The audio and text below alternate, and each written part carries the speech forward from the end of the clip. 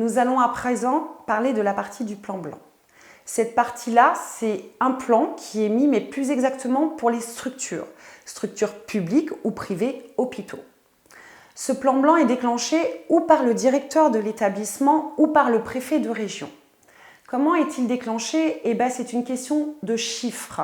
Ça va être par rapport aux arrivées. Si sur une semaine, il y a plus de 20% que la normale de malades supplémentaires, on va commencer à se poser des questions et à chercher quelle en est la cause. Ça peut être une épidémie ou ça peut être un phénomène climatique, comme la canicule de 2003.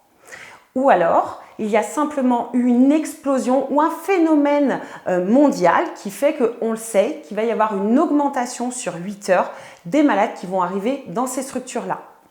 Qu'est-ce qui est mis en place? Des plans à l'intérieur de la structure vont être mis en place par le directeur, par le préfet, et on va décider de ce qui va être fait pour chaque structure. On peut augmenter le personnel. Généralement, c'est ce qui est fait sur les services d'urgence, de réanimation. Automatiquement, le quota va être augmenté. On va aussi augmenter la capacité des lits. On va augmenter aussi le nombre de personnes admises en réanimation où on peut monter aussi ce qu'on appelle des hôpitaux de campagne. On va aussi réquisitionner le personnel soignant.